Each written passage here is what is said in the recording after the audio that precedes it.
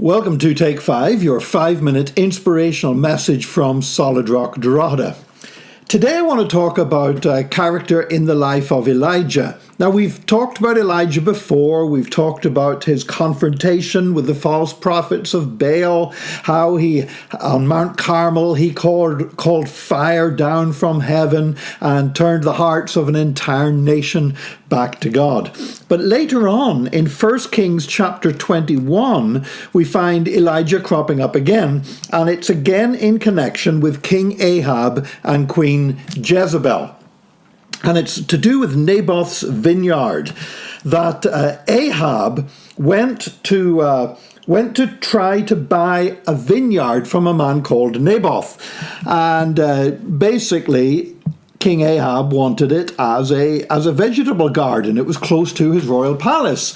And he said, look, I'll pay you a fair price, or I'll give you another piece of land in its place.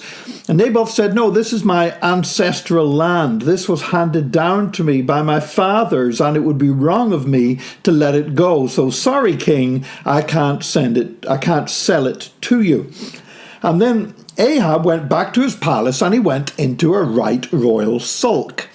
And his wife Jezebel said, come on, what's the matter with you? And Ahab basically told her what had happened. And she said, well, you're the king. You can do whatever you want. And then she said, leave it to me. Which is precisely where Ahab should have said to her, why? What are you planning to do? Instead, he didn't. Instead, he kept clear of this and just let Jezebel go on and do what she liked. To be honest, Ahab is a bigger villain in this piece than Jezebel, because he was the one with authority, and yet he had plausible deniability. He basically looked the other way while she went about something that was evil, even though he was the one in authority. And here's the thing about authority in the kingdom of God. You can't get away with just saying, oh, I didn't know. You can't get away with just blaming the others that work under you.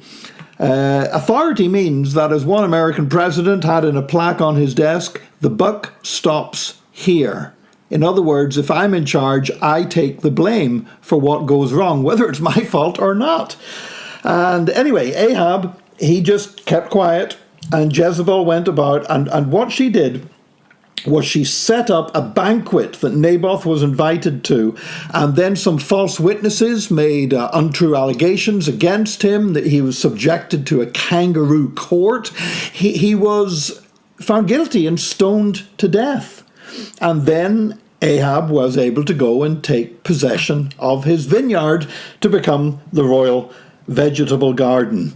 And Elijah came and confronted him and brought the word of the Lord about what God thought about all of this. Now, we're going to talk more about Elijah's confrontation tomorrow.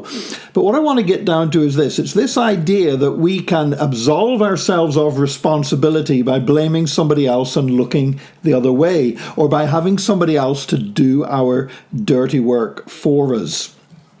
Now, we do hear a lot today about the spirit of Jezebel. We will talk about that a little bit more.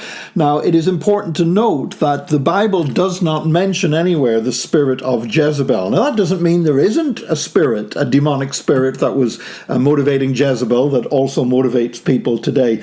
But we need to be very careful about how we use that phrase. In fact, that phrase has been used to basically block women from fulfilling their calling in the Lord. So we need to be very careful about that, and we will get to that over the next 2 days.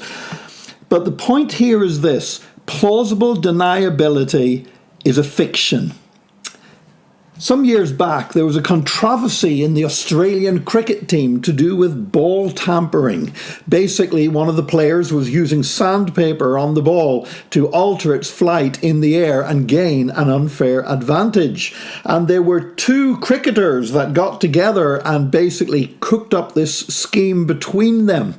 And while they were doing this, while they were hatching their scheme, the captain of the Australian cricket team, Steve Smith, walked past them, took one look at them and said, I don't want to know what you guys are up to. Now, all 3 cricketers ended up being suspended from the team. The 2 guys that hatched the scheme and the captain, who instead of saying, "What are you guys up to? No, you can't do that," said, "Oh, I'm going to look the other way." And he lost the captaincy. And I tell you, he's a truly great cricket player. But the point is this: even the secular world understands that looking the other way while people do our dirty work for us is it's no excuse and it's no defense for wrongdoing. We need to remember that as the people of God. Today I'm not talking about the spirit of Jezebel. I'm talking about the spirit of Ahab.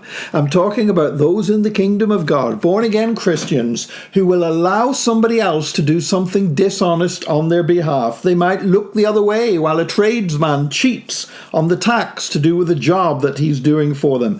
We cannot do that, and God does not tolerate that. Today, let's make sure that we walk in righteousness and integrity, and that anyone that speaks for us or represents us or tries to help us does the same. May God bless you as you walk in integrity for him today. And join us again tomorrow for another Take 5, your 5-minute inspirational message from Solid Rock Drogheda.